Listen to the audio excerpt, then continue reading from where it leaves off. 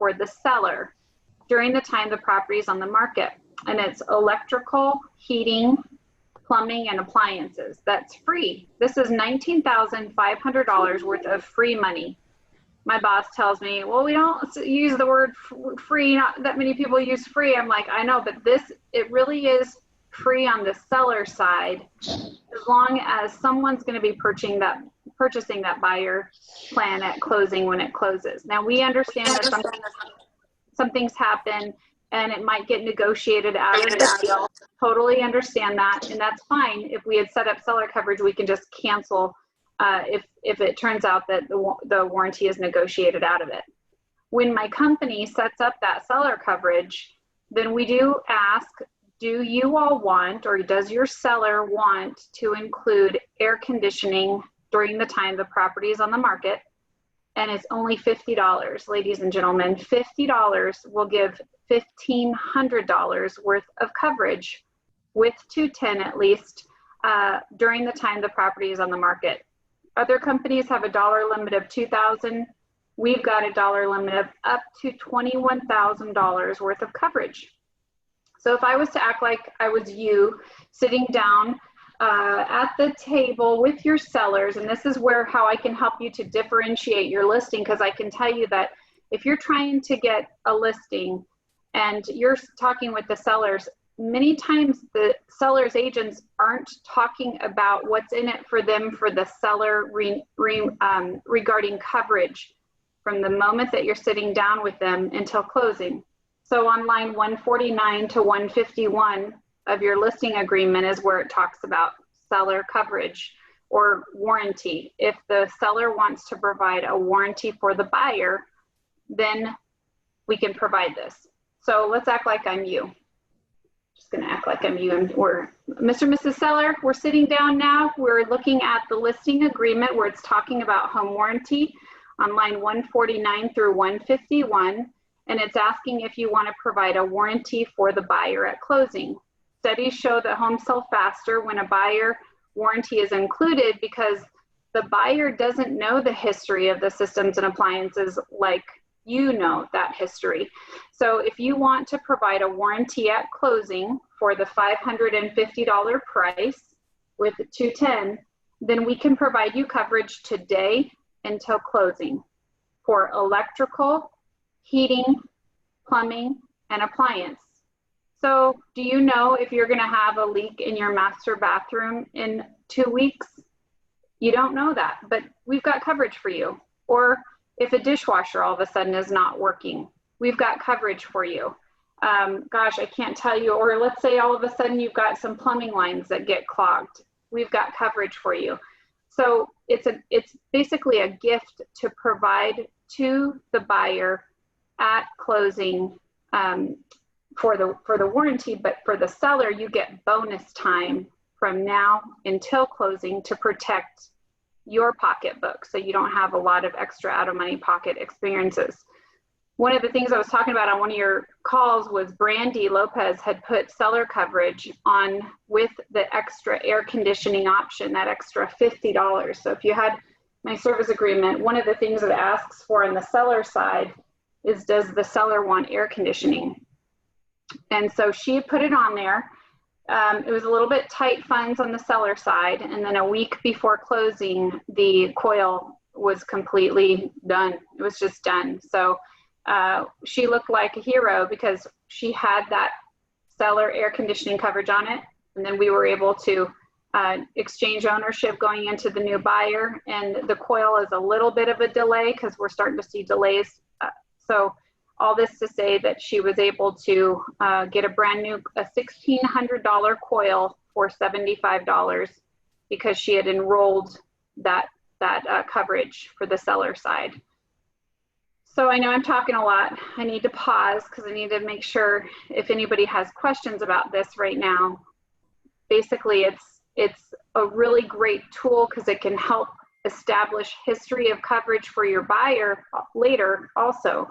So not only does it help hold your deal together, it can protect your sellers. It can protect you as the seller's agent to make sure we got it moving forward and closing, and then the buyer side, and then the buyer's agent. So I'm going to pause for a second. I know Dan had said that he's seen some things come through that if they would have had coverage on it, we would have been able to put through the warranty during the inspection period. So does anybody have questions about that right now?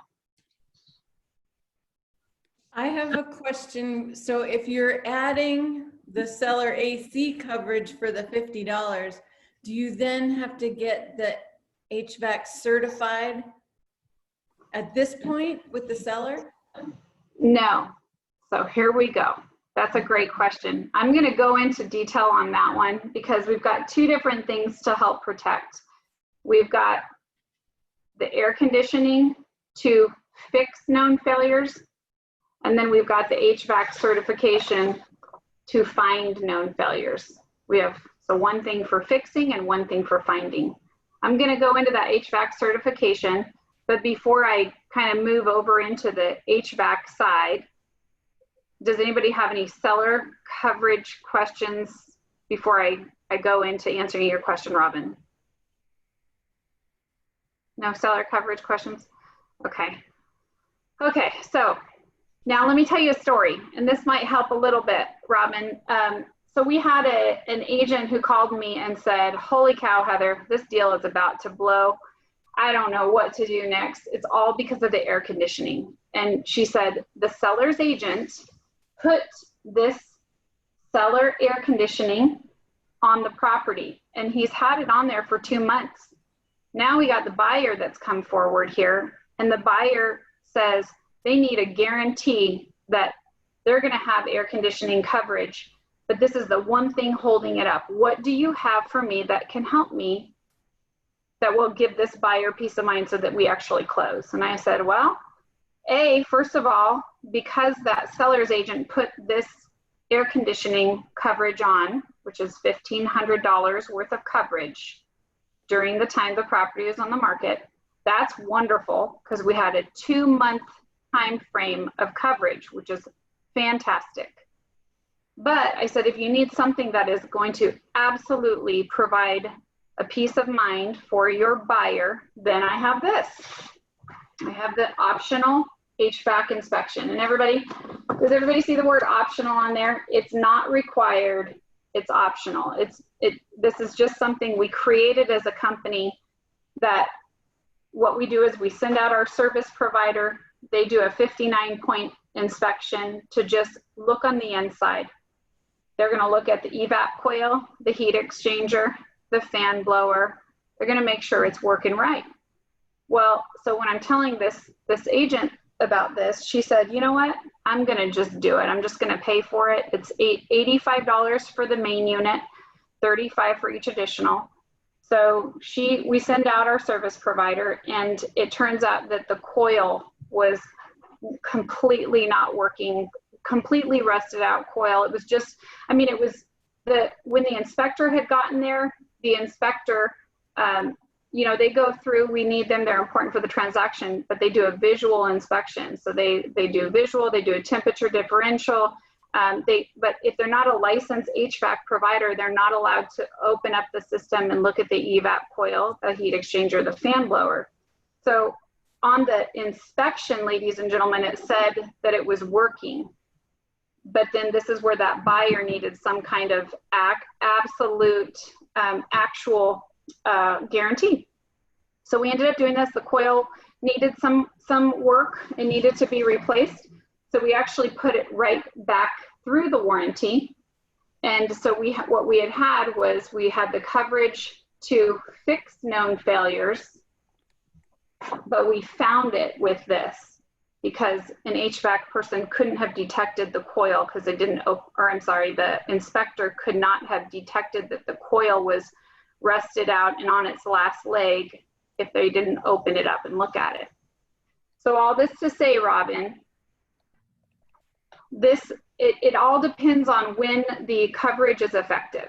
So depending on when the coverage is effective, what is the true failure, if there is a failure, or if it hasn't not been determined. So we've got this as a way to protect all parties. I have seen some sellers put this on first And then I've seen them get it certified also, which they were able to put right back through the warranty like that story, and then they were able to close. But a lot of times I just see the buyer side conducting the certification because perhaps the seller's already providing a lot for the buyer and they don't want to, it's when the buyer asks for the inspection or during the certification. So all this to say, every situation is different because I've seen the seller side do the certification and have the coverage. I've seen the buyer side also get that certification. It's not required, but it is a way to guarantee 100% of coverage. We have had, does anybody have questions before I kind of move on? This is one of those things where I hate to talk so much because I feel like I'm boring you. I will tag into that one, Heather. If you guys have a situation that may not be black and white within the lines and needs a little bit more colorful creativeness, reach out to her. She's a wealth of knowledge and resource to us as an agent base because of our partnership with 210 and Keller Williams. But not only that, because Heather truly does care about the success of all the agents in this company. And she is there as a benefit of ours to share with our sellers and our buyers. So if you got something that's a little in the gray, ask questions. I assure you she's been through that situation before and she's handled thousands of claims. So leverage, we talk about all the time. So leverage her experience to help you and your clients better. Trust me, it is worth the phone call. Mm-hmm. Yeah, and I'm going to tell you, let's just talk about the elephant in the room. I mean, Hope's recently gotten really frustrated with the process. I'm going to tell you, it's not perfect, but I'm going to do my everything to make sure, we have service providers that are following our HVAC certification guidelines. They're being honest and ethical. They're showing when I gather all the facts. If I've got something that comes up and someone has a discrepancy from one service provider to the other, I'm going to go gather all the facts. I'm going to go get the pictures. I call the service provider and I'm like, hey, this is Heather. I'm the one responsible for the business that you get. This is what I need right now. I'm launching my own investigation. I'm gathering all the facts. So I want you to know that, we're human, right? We're all working with humans, and it's not always going to go perfect all the time, but we do have high standards with our service providers to conduct those HVAC certification and to follow those guidelines. And I can always send them out to you. Jason, yeah, you have a question? Yeah, I live out in Red Rock, and I've seen a lot of people on my Facebook group that are complaining that they have a home warranty, but a lot of the vendors now are saying, "Oh, we don't come out to Red Rock," and they spend all this money on the warranty. Is that something? I don't know who they're going through, but I just know that it's a hot topic out in Red Rock right now. Yeah, so I can tell you that whenever someone calls me and they say, hey, do you cover the Red Rock area? And then I say, oh, I don't feel comfortable covering the Red Rock area. I know for a fact that we don't have a lot of service providers in that area for every category of coverage. But if for some reason it gets through, and this happens a lot, where all of a sudden they get a phone call and a homeowner is upset about coverage from Red Rock or with 210 in Red Rock, we as a company are still going to honor our contractual agreement. This is our contractual agreement, and we're going to honor what we say we're going to do. There was a gentleman just recently where, wow, I can't tell you how many hours I spent on making sure that we sent out a person or let him hire his own HVAC company, and then we just reimburse off of that. So we've done that where we've just paid their price. Like what Dan said, every scenario is different, and you just got to reach out and let me know. I don't prefer to sell any warranties in Red Rock because I want better service, but they get through somehow, some way, sometimes, and then we're just going to follow our contractual agreement. Okay, 2 questions from the chat. First is, with regards to fix and find, would it be helpful to have the seller do the fix part prior to listing? Question. Also, is there a variance with the amount covered, the $50 for the seller, then the separate $85 for the buyer? Okay, so let me make sure, short-term memory, I need to make sure that I might need to have you so part one is the second one. Let's go. Before listing? Yeah, so I've been seeing more and more people, sellers, get this certified first because they want to just get the air conditioning part out of the way. So this is something that I think is if your sellers are willing. Now I know we're in a seller's market, so they may not want to pay $85 for the main unit, $35 for each additional. But I have been seeing a little bit more sellers just want to touch on that topic first. But I do absolutely, I mean, ladies and gentlemen, it's only $50 for $1,500 worth of coverage. So just having that conversation about just getting that seller to cover their air conditioning, let's talk about that. So that's the first part, Dan, right? Did I answer that question okay? And then the secondly is there a coverage difference, like an amount of coverage difference between the $50 for the seller and the separate $85 coverage for a buyer's plan? So certified. So this is an $85. Okay, you think of a termite inspection or a roof inspection, right? This is an HVAC inspection. It's $85 for them to go out and do a 59-point inspection. Gotcha. $35 for each additional. So there's no coverage with this. This is just an inspection to go out and look at it, make sure it's working proper, it's in good and safe working order. See, what had happened 7 years ago is I kept getting sucked into all these pre-existing denial situations where someone would close and then all of a sudden they'd place a claim a day or two into the warranty. And then it's like, oh my gosh, this is a clear pre-existing situation going on. So what my company decided to do was say, hey, let's give an optional HVAC certification program, not required, where we send out our service provider, like a termite inspection, like a roof inspection. It's an HVAC inspection where they check it all out, make sure it's good. We have our guidelines. Just make sure, because 210 has very robust air conditioning coverage. We cover unlimited refrigerant. And I'm talking right now for the buyer side. It's more robust. The seller side only has the 1,500, but the buyer side has unlimited refrigerant, HVAC crane costs. We are at the point that we can't get R22 any longer because they're not manufacturing it anymore as of January 2020. We're moving into alternative refrigerants. MO99, NU22, there's about 10 different alternative refrigerants, and there's compatible components that need to be changed out. Drain out the system, change out the TXV valve, for example, recharge into a brand new system, or recharge into brand new Freon or alternative refrigerant. There's a lot of cost associated with that. So all this to say, we're putting a lot of money into air conditioning, and we want to make sure there's no pre-existing conditions. So that's when my company created this program to help with this kind of stuff. So to go back to your question, Dan, this is $85 to find it, but this is $1,500 for the seller side to fix it. So the $50 is to enroll the AC system in the seller's coverage, which is outside of the $85.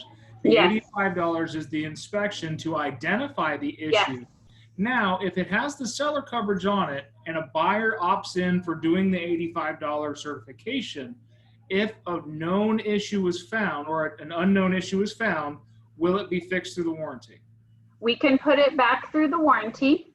210 is the only company that would reimburse the service fee if for some reason it wasn't eligible. So let's say, just hear me out on this because this has happened.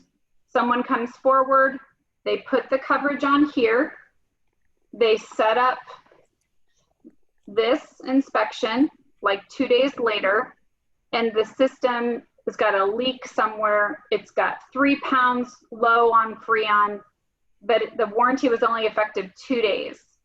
So that tells us, oh, sorry, this is something that was an existing issue before 2 days ago. It takes a while for a system to be low on 3 pounds of Freon. So it all depends. My long answer is it depends on how long we have had coverage in the system. On that story that I told you, they had coverage for 2 months. That was beautiful. It worked out perfect. We had coverage for 2 months. We don't have any kind of a specific time frame that says, oh, after 2 weeks or anything like that. We don't have anything like that. It all depends on what is the existing evidence, and does it look like, based off of our effective date, if this was something going on before the effective date. Right. Cool. That's another gray zone question if you guys had that to ask her. Nextly, we have, I think that answered your question, Tess, about having the AC covered if the refrigerant type was changed. You saw that situation for old refrigerant versus new? I wasn't thinking actually in terms of what she was talking about, like a leak or anything. Knowing, like, for instance, my parents' house that I'm in charge of as an estate, it's the new HVAC system that they had installed 20 years ago. They took out the swamp cooler, put in a heat pack, and that the refrigerant that's being used in it right now is basically phased out. We've already had the HVAC guy say, when we have him come regularly to check it, which we do, right? But he's already said, if anything ever breaks on it, we're basically out $8,000 to replace the entire system. And so my question is, what if a buyer comes in and says, wait a minute, this is a 20-year-old system that's under old refrigerant that I know is obsolete.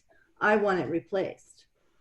That would be outside of what 210 would cover, because that'd be an additional repair that is being asked of by the buyer in that situation. Now, had the buyer just opted to get 210 coverage and cover the purchase of that home under the 210 warranty, the AC was certified, everything moved on, and even though it was the old refrigerant and something happened and they had to flush the lines and they no longer can put the R20, whatever it is, we'll call it obsolete Freon in there, the 210 warranty actually covers retrofitting to put the new artificial refrigerant in. Yes. But it does not cover optional, not like, you know what, it works fine, but it's old stuff, I want you to repair it. They won't do that. So right, Tess, and that's what I was saying. We've been told by a couple of different service providers that they choose not to even replace the parts. They would prefer to replace the entire system, because you're going to pay as much or more just to do the retrofitting required for the new alternative refrigerants. So I gotta tell you, this is when I get really passionate for my homeowners and my realtors, because my question back to you would be, the companies that you've talked to, are they bonusing their technicians to upsell you? I have already looked into that. I don't know that that's what's the motivation, but that's my conspiracy theorist bent is always that. But so there's a lot, it's like changing a tire on a car. There's a lot you can do to HVAC systems to make them run. And when we're talking about alternative refrigerants, first of all, the R22, we have hundreds and thousands of drums still available of R22, and one drum holds 30 pounds.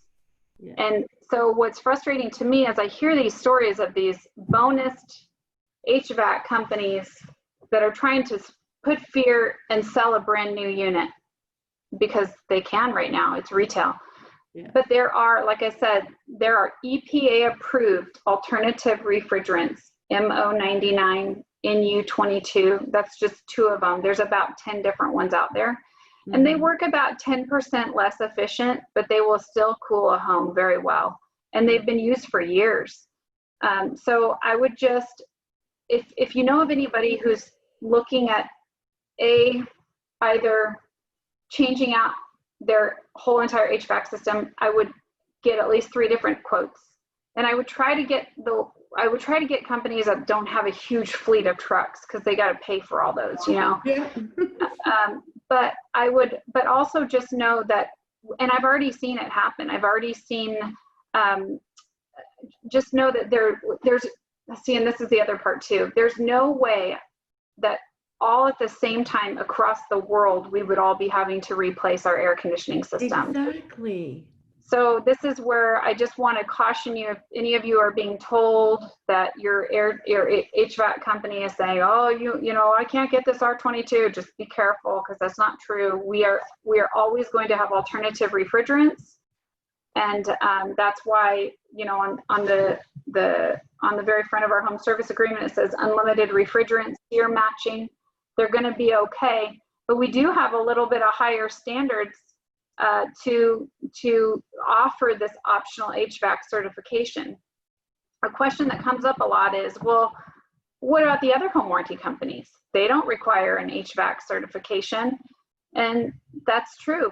They don't, because we all have the same page that is so, seriously, it will put you to sleep. Nobody reads these pages that talks about that nobody will cover if there's a pre-existing condition that can be determined either through mechanical test or visual inspection. We all have the same verbiage, but 210 just happens to have one step further to be able to give a guarantee. So I love these types of conversations, ladies and gentlemen. I'm going to be honest with you. I struggle with trying to communicate in a way that I can keep your focus and I don't lose you, but also that I'm effective in the way that I'm communicating with all of this air conditioning talk. So anyways, anytime you want to talk about air conditioning, always, I would love to do that, or talk about your situation or your scenario, or if you have a certification that didn't make you feel right in your stomach from our service provider. I want to know about it all, because that's the only way that we can improve. I want to make sure, Dan, did I answer those questions that were at the bottom of the, because I wasn't fully focused on the chat. I can't hear you, Dan. You focus on what you talk about. I'll take care of the chat. The last question I'm going to answer, and I'll cut you loose on that, is does the HVAC certification allow the AC to be covered by the main warranty coverage if there's no seller coverage? Yes, it sure does. I think so that's basically, a big part of it. So it's just a way to rule out any kind of pre-existing conditions. Nobody covers pre-existing conditions. We're not a home rehab company, and people like to treat us as if we were a home rehab company. So even if the HVAC certification is good for a year, as long as there's coverage. So what we want to do is we want to make sure that there's no existing issues. It's a true good and safe working order. And then from that date going forward, whether it's seller coverage or buyer coverage, then we are good going forward for coverage. I want to just take a, go ahead. Just Teresa had her hand up. Oh, sorry. Okay. Yeah. Hi, Teresa. Yeah, I think you just now answered my question. So it's a good rule of thumb to suggest to the seller this would be a great policy to get in place, and the buyer also get their warranty in place when the transaction's moving forward, and also get the inspection, because if they get the inspection, there's no seller coverage, that's not going to be good. If I'm understanding you correctly, if it just comes up before it's closed, I mean. Exactly. Just to know what to expect, what can be, what needs to be covered or fixed, what to perhaps, you might have a seller that is selling their home and the buyer's demanding a brand new air conditioning. And the seller's like, well, wait a minute, it's working. And this is the document that we have from 210 saying it's certified. 210 is going to cover it.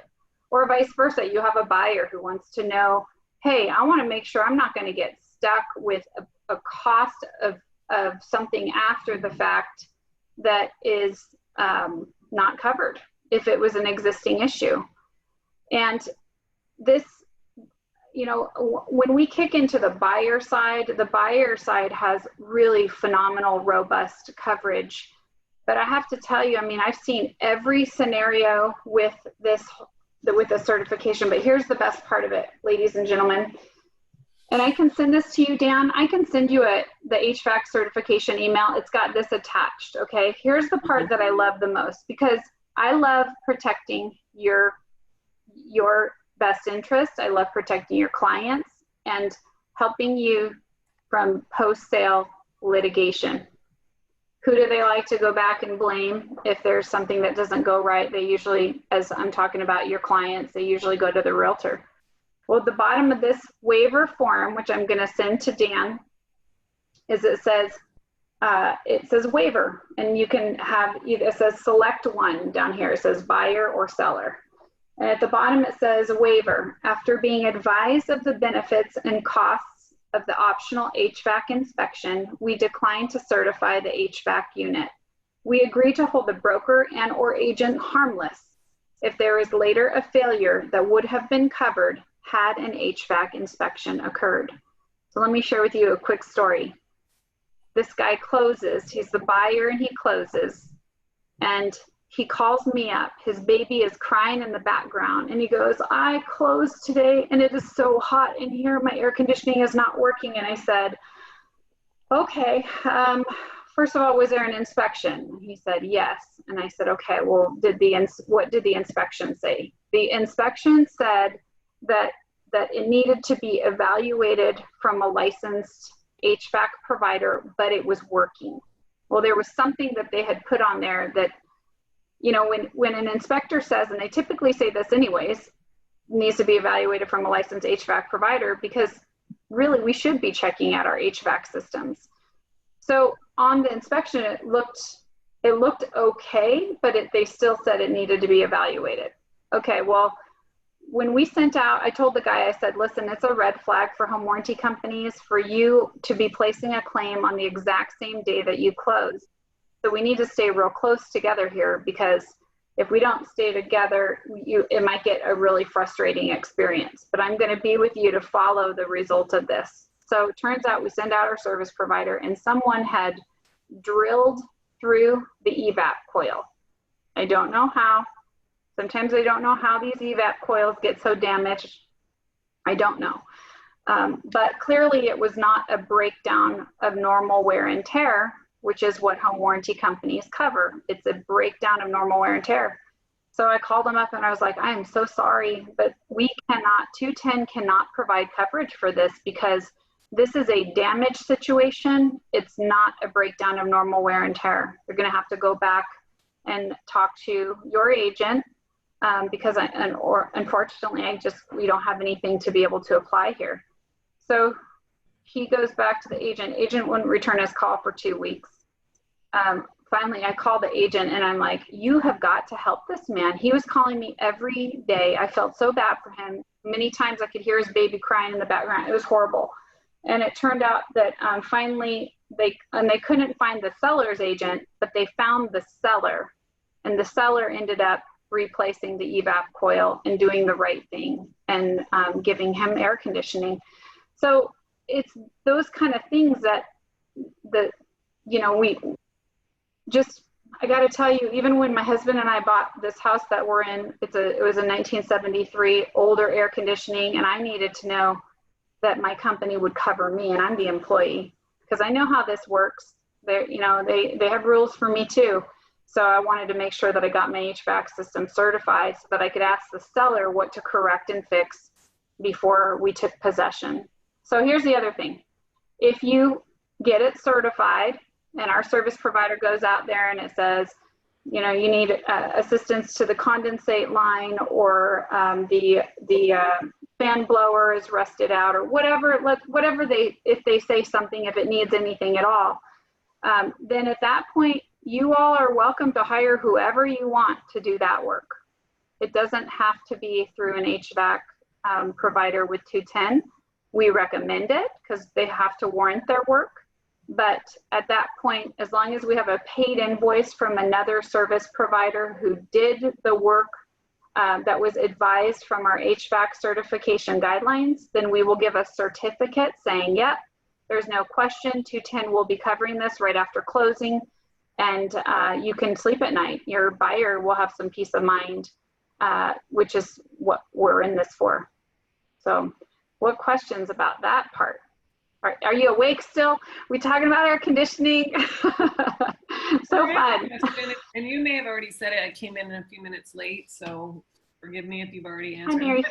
what exactly do they check for? What is when we do the certification? Yeah. So it's a 59-point inspection, and there's a checklist, and I'll be happy to send it to Dan.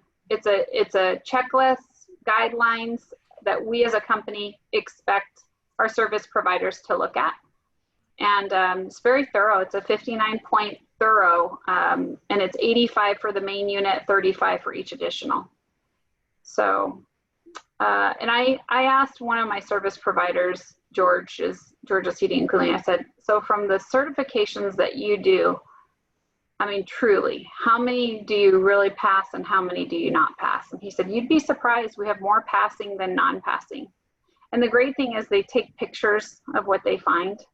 So if there's ever a discrepancy, you know, if another outside vendor comes in and says, oh no, this is working just fine, but they may not know what our guidelines are to certify, then it's just a real good checks and balances all the way around so that your clients know exactly what they're getting into. Perfect. Awesome. Well, Heather, thank you so much for your knowledge and insight. I will look forward to that email with the information on there. And then Yep. before you go, guys, always, if you got questions, reach out to those who are the professionals. That's Miss Heather here. So thank you for your continued support with our brokerage and helping the agents grow. Thank you for your time. My pleasure. And if I can just, thank you. And if I can just end up with this.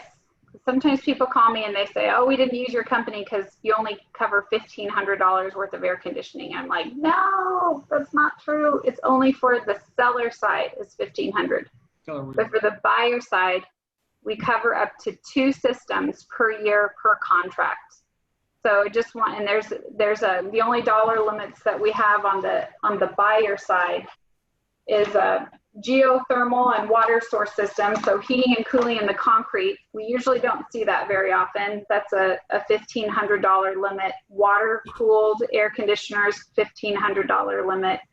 Concrete encased, $500 limit, and refrigerant lines, $500 limit. Otherwise, at the top of the home service agreement, it says that we cover up to 2 systems per year per contract. So that's for the buyer side. So the buyer side is much more robust than the more limited seller coverage. So I'm going to ask you all, how much does seller coverage air conditioning cost?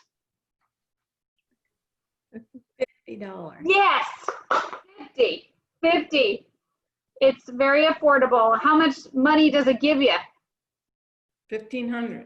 Yes, $1,500. Yep, $50 will get you $1,500 for the seller side. So thank you, everybody. I'm very grateful for you. I've been your longest running home warranty partner for 9.5 years at 210. That's why they hired me. Sue Carton gave my name in the ring to hire me so that I could represent Keller Williams, because we had just created a national strategic alliance.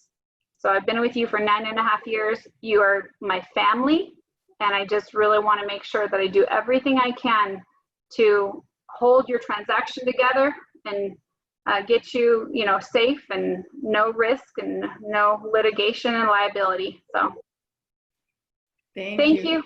Thank you for all of your support. And I'm gonna step off the call now, but let me know whatever I can do for you, and Dan, I'll send it over.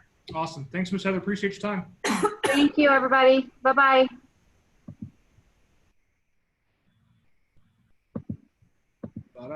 How's everyone else doing? You awake? Still with me? That was good stuff. So if you guys have listings, I always recommend that you talk to your sellers about sellers coverage at a minimum. So the $50 is to cover in the event of an AC going down. I got a call at 10 o'clock at night the other night from Amber. Her listing here in town, she's out of town, stopped working. It would have been covered by listing the seller protection. And it was a simple thing. But these are ways we protect ourselves. So as promised, I'd like to do another contest if you guys are okay with it. For our database? Huh. Nicole finally joins with her video. Now she's interested. She's like, I'm in now. We're talking contests. I was here. I had to step out of the house because we had somebody doing an inspection. So I want to say thank you, Laura. Laura won the last contest, and the rule was there to have the whoever had the largest increase in their health score, and she did it right. She didn't go and delete a bunch of people out of her program. She actually went through and cleaned it all up, and she had almost a 20% increase in database health, and that means names, addresses, phone numbers, email address, birthdays, home anniversaries, putting on smart plans, adding labels to it. All things that are going to help you grow your business. And I'm asking you guys, what are you doing now to continue to grow your base, continue to grow your business, to continue to add people to your sphere of influence? Well, I did 2 open houses over the weekend. You got one person to talk to out of that. Damn good person to talk to too, if I remember. Hopefully, yeah. Hopefully it's going to be a sale, a listing, and a buy. So you had one, and this, I'm gonna tell a story. You had one really viable client that came through in 2 days. So essentially 8 hours of work. One person gave you the contact. One wouldn't give you anything. And Saturday you spent all day on Facebook gawking on meme pages. Gotcha. Yeah, Now- Saturday was a strikeout, not one visitor. You spent the and time then working on your Sunday- database, right? Yeah, I worked on that. I did a lot of Facebook tagging, trying to build some algorithm, you know. And then Sunday, yeah, 2 hours went by, 2 hours and 15. Somebody walked in with their friends in town, sold their house in California, looking down here. Had a great conversation, but they wouldn't give me any information, but they haven't talked to an agent yet. So hopefully I did a good enough job there. But then 10 minutes before 12 o'clock, gentleman walks in, going through a divorce. He already had his house appraised, probably going to sell it, wants to buy something else. And then same thing, had another couple come through with friends. They're down here visiting, and they haven't talked to anybody yet. So, and hopefully I'm going to have an appointment with him come Monday or Tuesday. We've already talked today. So I want to shine some things on there. Would you consider that a positive open house? Well, Only having it's conversations either with zero or 3 people, hero right? on that one. Yeah. You're saying, but that's the thing. It's 3 people. We haven't even talked about the financial gain of those 3 people. I don't care if it was just the one person. If you had gotten contact information on the guy that's looking to sell his house because of the divorce, happens to be a nearly $1 million house. Was that worth your time to do 2 days of open houses, even though the one was a strikeout? Well, sure. I mean, one or two things. I got to meet a few people. I mean, it wasn't the best open houses I've done, but I also spent the same time doing some database stuff and cleaning some things up and making a few phone calls. And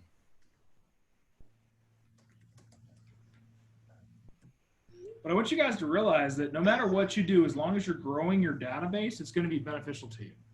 So Randy just happened to talk to 3 people in a 2-day span of time. So we'll call it 4 hours each day. It's 8 hours total. So talking to 3 people in 8 hours kind of seems like a waste. Now you need to change your mindset. I have only gotten the chance to talk to these 3 people. I'm going to make the most out of it. Just making sure you have the conversations and being, hey, this is what's up. This is where we're going. This is what's going on. I am who I am, blah, blah, blah. Make friends, phone number, contact, email. But Bram, now you drip on them. Now you easy follow-up. You don't want to be a super pushy car salesman. We'll tell a story about that here in a second. But even if you just get one piece of contact information, that was a valuable asset. It's worth your time to do so. So what are you doing to grow your database? Talking to every person that I talk or see. I had a salesperson come to my house. My wifey's buying a water softener, and he actually gave me a sheet that said that for us to put down 5 referrals. And I said, well, wait a minute. If I do some of these 5 referrals, I'm getting into real estate. I'd like to get 5 people that you know that are looking to buy or sell or within a year. And he says, well, since you're getting into real estate, I'm looking to make a move within a year. So I got all of his information. I know he has a 12-year-old son. He's engaged, when his son's birthday is, when his birthday is, and I got all the contact information. And then he just sent me another email, said when I do get licensed that I have a couple other leads for me, he said. So right there, constantly growing your database. So what do you think this week's contest is going to be around? added contact. Something about your I need to database. hear you, Laura. I could read your lips that clearly. Adding contacts. Growing your database, not just adding contacts. And I don't want you to think that way. I don't want you to think about just adding contacts. Well, I want it to be growing your database. It's a mindset difference. It's not just adding numbers to a pipeline. It's not just adding names to a list. It is growing the potential of your income forever. If I were to ask you, what crazy amount of money do you want to make this year? And you throw out a number, $100,000 this year, $200,000 this year. And I told you, what if I could tell you that if you were to do the things that I prescribe to you, you could make that money a month?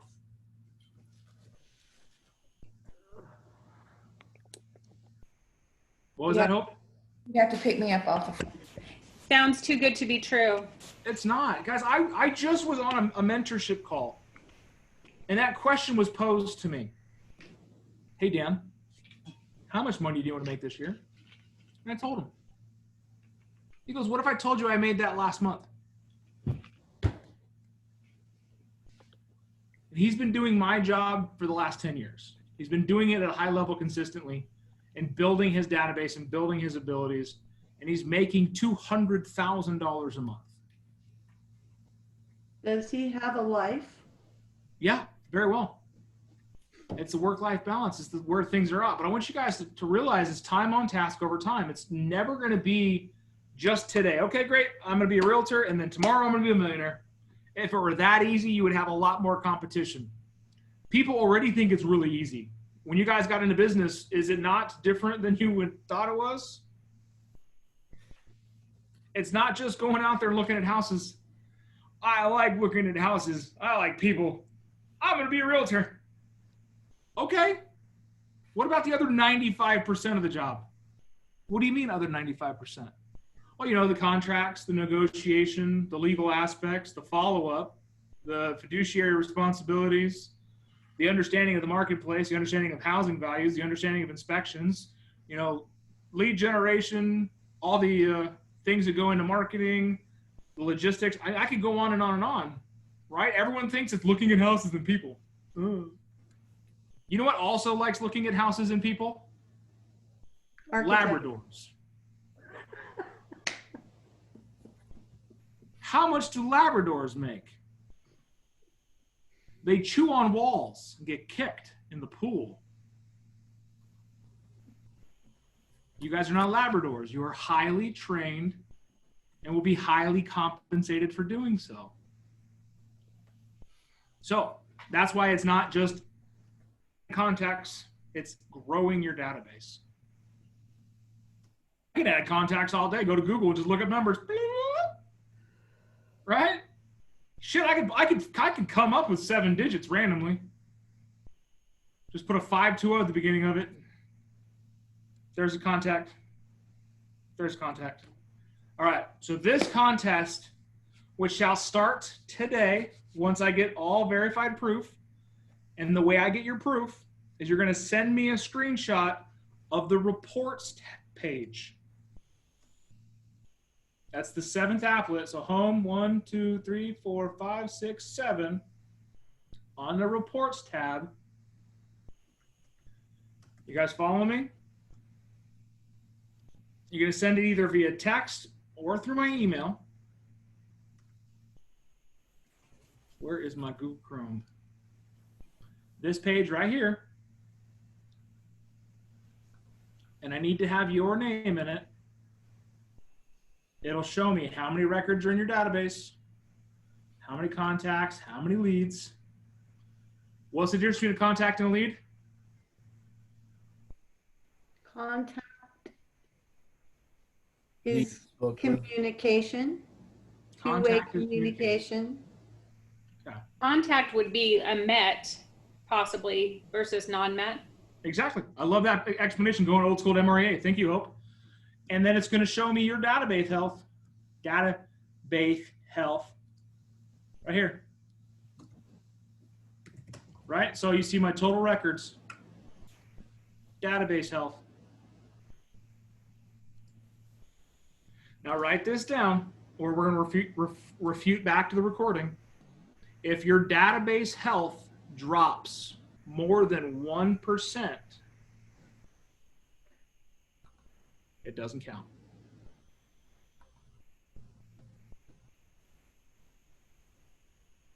So if you're at a 60% right now and you add 300 contacts to your database and it goes to a 59%, guess what? Am I clear?